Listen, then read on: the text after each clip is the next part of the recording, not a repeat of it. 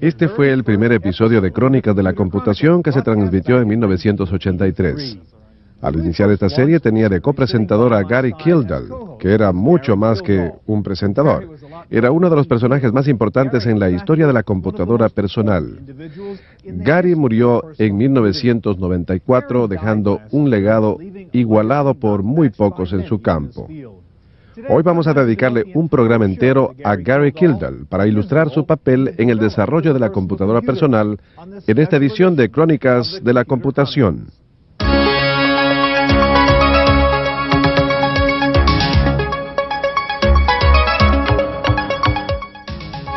Crónicas de la Computación. En una cuadra residencial de Pacific Grove, California, hay una modesta casa con una historia impresionante. Detrás de su garaje, en una pequeña habitación, ocurrió un acontecimiento trascendental en la historia de la computación personal. La creación, hace 20 años, del primer sistema operativo moderno de microcomputadora, el CP/M. Su inventor fue el joven maestro de informática Gary Kildall. Tras desarrollar su programa de control para microcomputadoras, o programa monitor, a principios de los años 70, Kildall se dio cuenta del potencial de una mini computadora para fines generales. Kildall ya usaba una computadora portátil cuando la computadora de escritorio era apenas un sueño. Conocí a Gary en 1973 en el laboratorio de informática una tarde. Era un joven pecoso y pelirrojo de mucho entusiasmo. Vestía pantalones de piernas recortadas y entró en el centro con un maletín de cuero que abrió y conectó a un teletipo, un ASR-33. Era una computadora personal completa, la primera que vi en mi vida, y me volví loco. Quería saber dónde la había conseguido y cómo, qué podía hacer y cómo conseguirme una. Gary estudió informática en la Universidad de Washington, donde obtuvo un doctorado. Pronto pasó a la Escuela Naval de Posgrado en Monterrey, donde más tarde fue profesor. En los años 70, las semillas de la CP/M le quedaron implantadas durante su época de profesor en Monterrey. Siguió trabajando en el proyecto en su casa y luego en esta pequeña oficina encima de un restaurante en Pacific Grove. Lo primero que oí decir que había hecho Gary me llamó la atención. Inventó un sistema programático llamado PLM y lo implantó para las microprocesadoras Intel para demostrar que el modelo 8080 era una verdadera computadora y no un simple controlador de hornos de microondas, sino efectivamente una computadora. Es decir, que Gary ideó un sistema o lenguaje de programación para microcomputadoras. Muchos pudieran decir que eso no es gran cosa, pero en aquel momento lo fue. Él inventó el sistema y luego, para demostrar su utilidad, ideó el CP/M.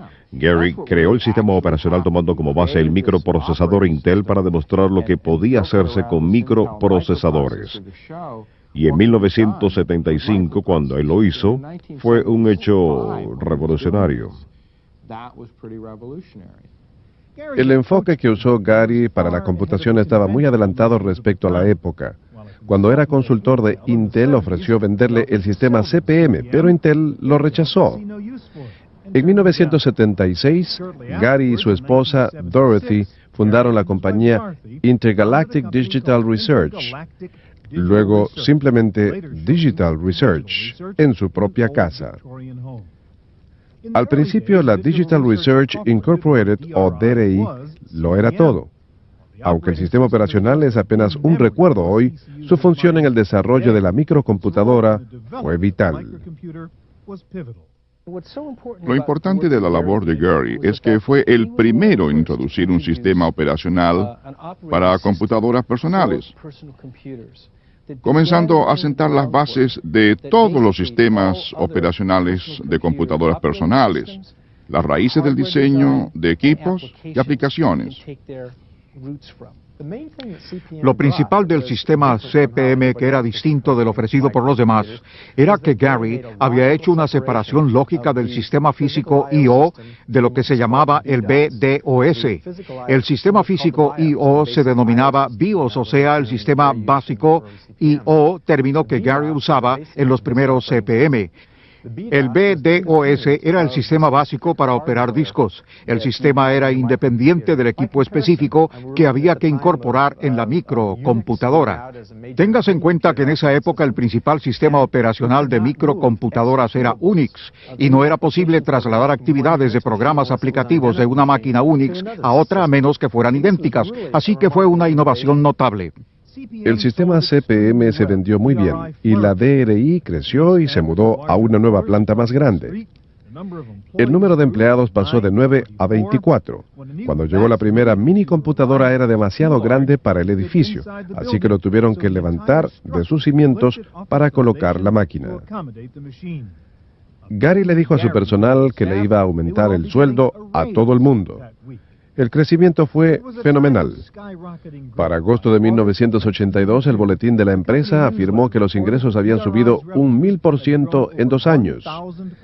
La DRI ya tenía 200 empleados y el sistema CPM era la norma de la industria y el más popular de 8 bitios en el mundo entero. Cuando la industria de la computación se estaba iniciando, prácticamente consistía en la gran compañía IBM y unas cuantas empresas pequeñas. La industria de las computadoras centrales estaba dominada por gigantescos aparatos de computación que costaban millones de dólares. La industria de la computadora personal no fue un descendiente genealógico, por así decirlo, de esos antepasados. Surgió de manera totalmente distinta y en un lugar diferente.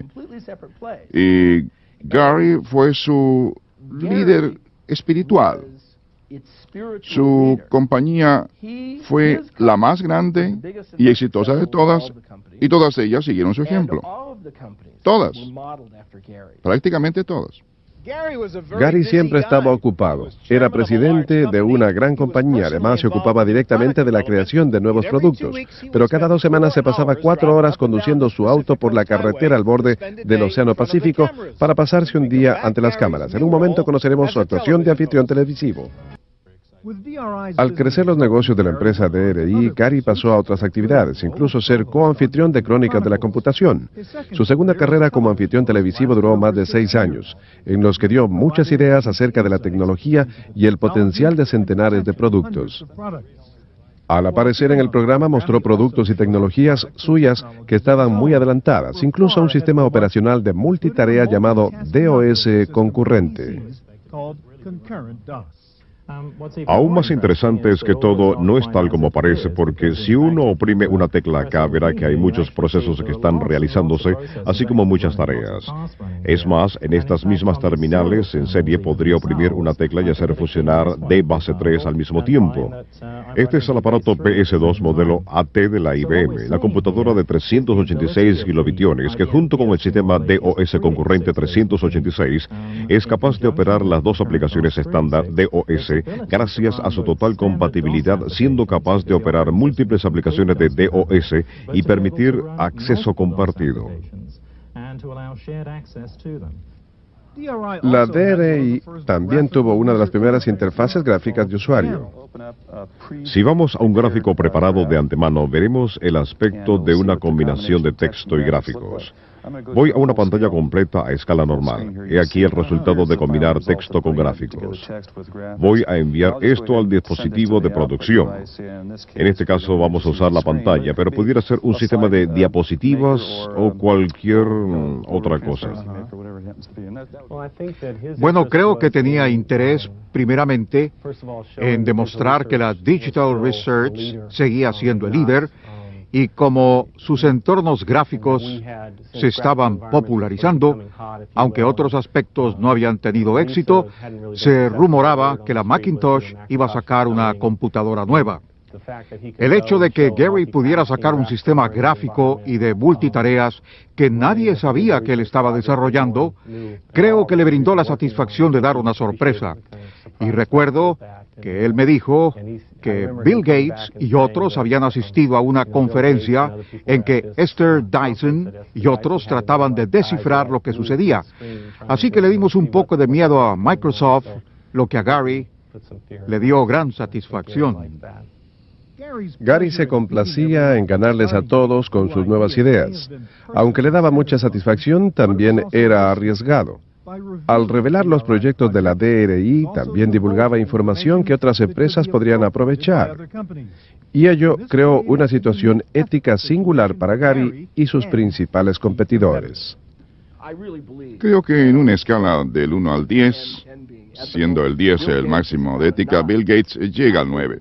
Pienso que hay otros presidentes de empresas que están al nivel de un 3 o un 4. No es por alabar a Bill Gates, pero diría simplemente que Gary estaba en otro nivel.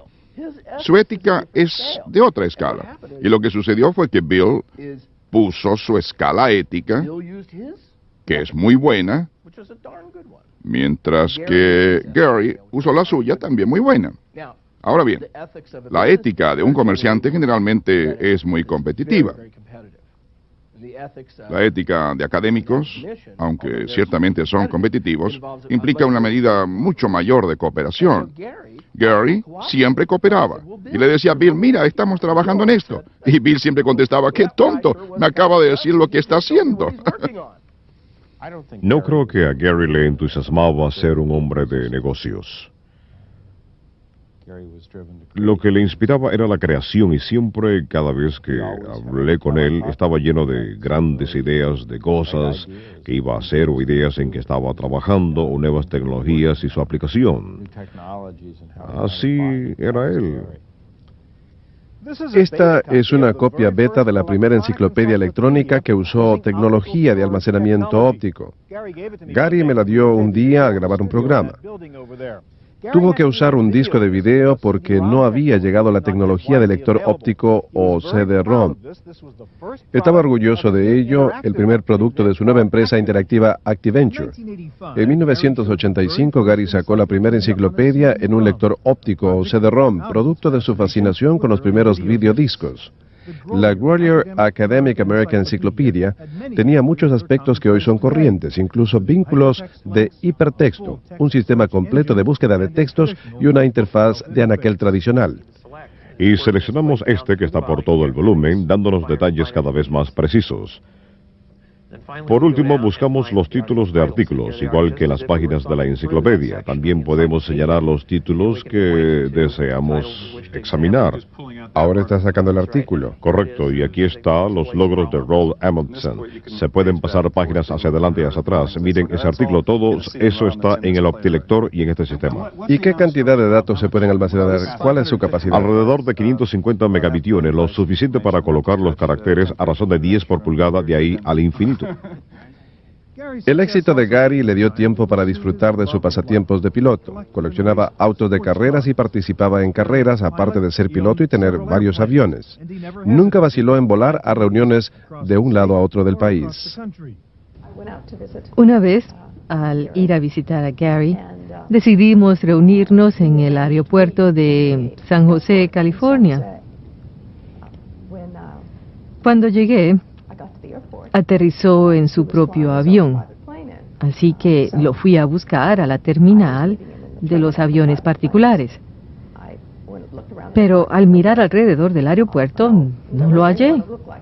No vi a nadie que pareciera experto en programas de informática en esa pequeña terminal, así que llamé a la compañía y me dijeron que lo buscara, que llevaba botas de vaquero y tenía una barba roja. Bueno, entonces supe que lo encontraría. Efectivamente, no estaba ahí. Me asomé por la puerta y por la ventana y vi que venía rodando un avión. Entonces vi a un sujeto de barba roja que se asomó a la ventana del aparato y me gritó, «No encuentro estacionamiento, súbete».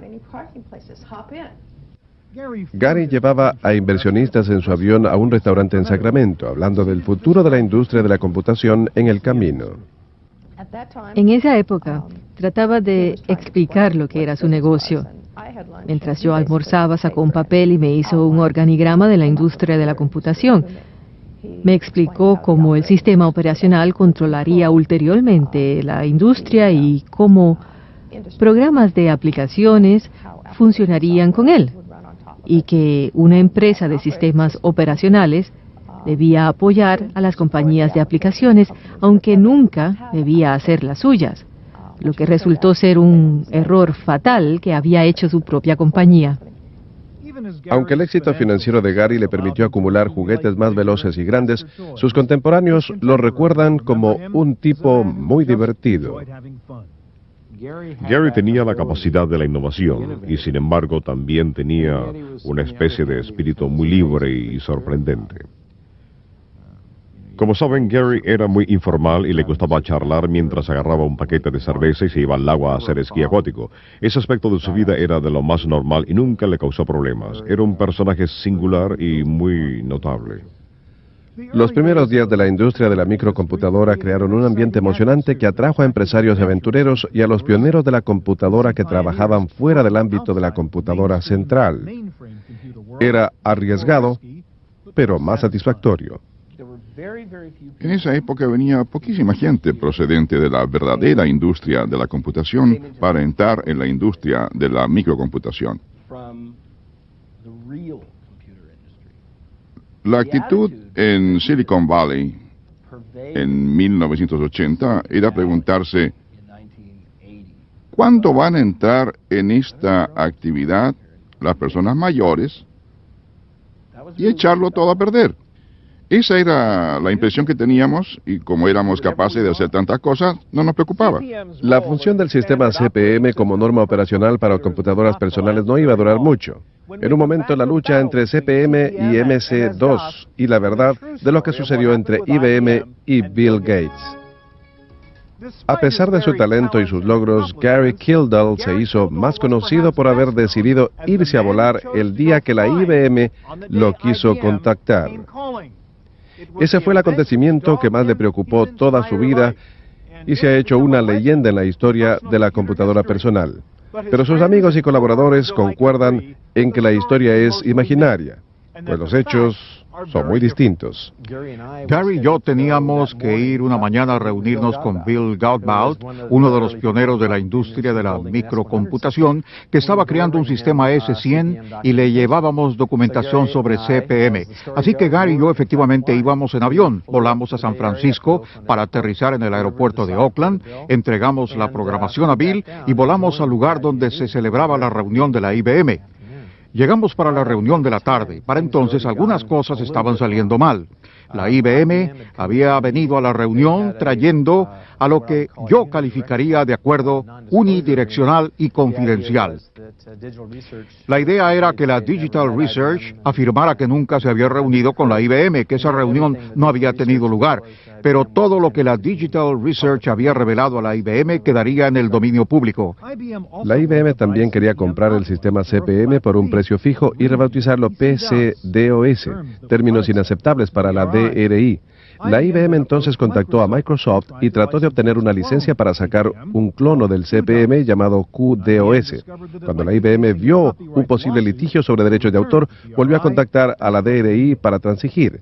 La DRI acordó permitirle a la IBM vender los dos sistemas a un tiempo, el CP/M y el DOS de Microsoft, y que el mercado decidiera cuál era el mejor. Pero había una trampa. Lo único que le puedo decir es que nos chocó ver que el precio del PC-DOS era de $40 y el CP/M 86 era de 240. Pero no nos dieron ninguna indicación previa de que iba a haber un diferencial de 6-1 en el precio, así que en efecto la IBM dejó que el mercado decidiera. Pero era difícil imaginarse que alguien justificara la compra del CP/M 86, que es muy parecido funcionalmente al PC-DOS, cuando costaba 6 veces más. Algunos de la industria han señalado que este incidente fue un punto clave en la historia de la computadora personal. Fue el momento en que desapareció el CP/M y surgió el MS-DOS. Otros han señalado que en eso hubo un cambio en Gary, en los aspectos profesional y personal. La frustración que surgió de ello, y tengo que ser franco y decir que eso lo amargó durante años, fue por el hecho de que siempre le echaron en cara esa comparación. Cada vez que celebraba una entrevista o se reunía con una compañía, le hacían la misma pregunta. ¿Es cierto que usted se fue a volar en avión cuando IBM lo fue a contactar? ¿Qué sucedió? Bueno, la pregunta se la hacían constantemente.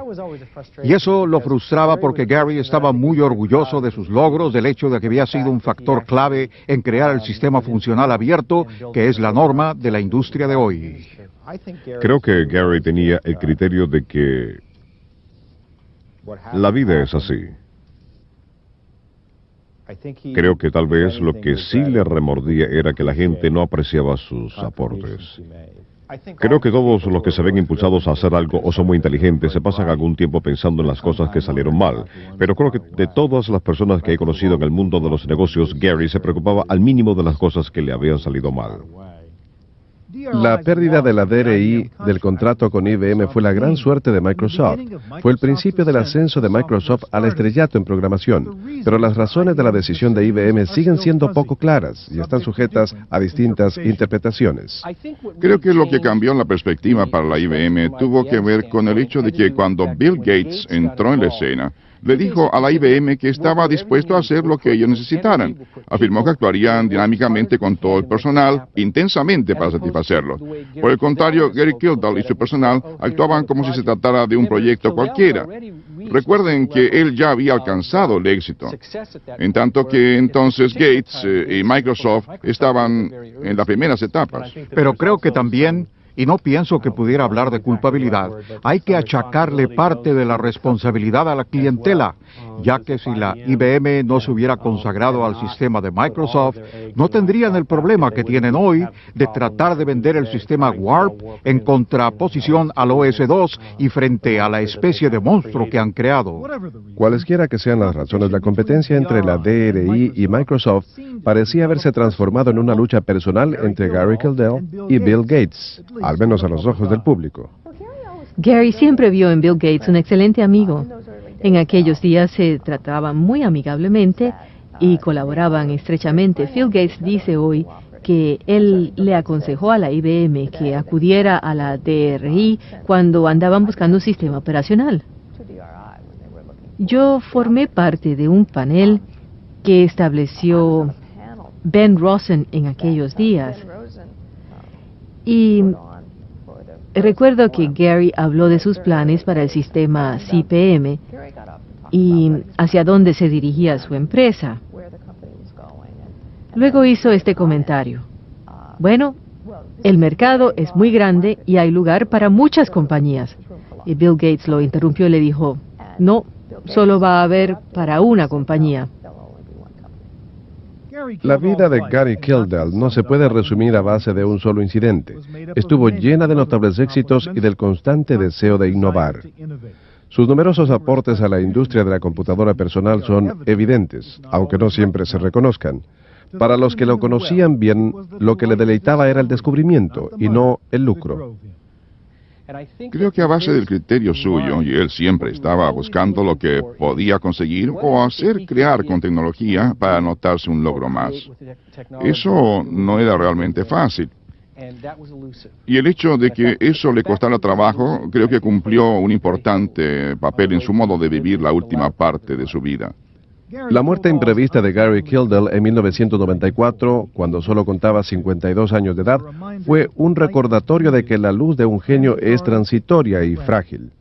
Para sus muchos amigos y colegas fue una advertencia de que debemos cuidar de nuestras relaciones humanas mientras podemos.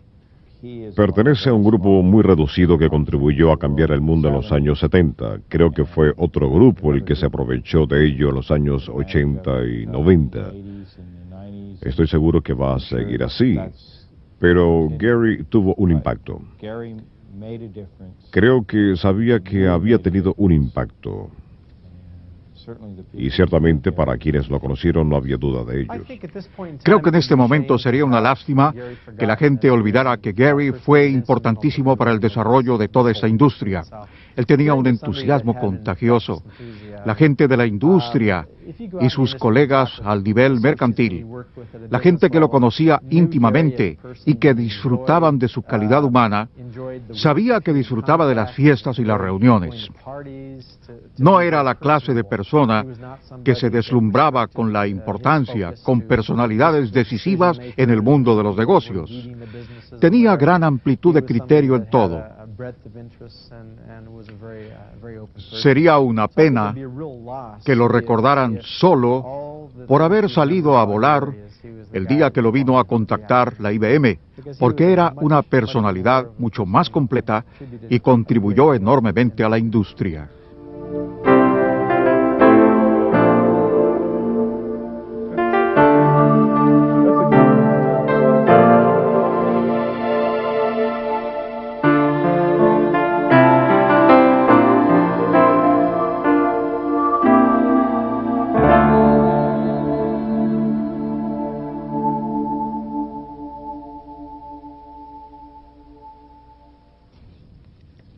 Gary sí tuvo un gran impacto. Era un genio y un caballero. Una combinación singular. Sí ganó mucho dinero, pero lo impulsaba el deseo honrado de crear nuevas ideas que ampliaran el potencial humano. En nombre de Crónicas de la Computación les habló Stuart Chefe. Gary Kildall fue pionero de la computadora personal, fue un gran innovador de la informática de un desempeño superlativo. Aunque competimos, siempre lo respeté por sus aportes a la industria. Su inesperada muerte fue muy lamentable y le echaremos mucho de menos a él y su labor.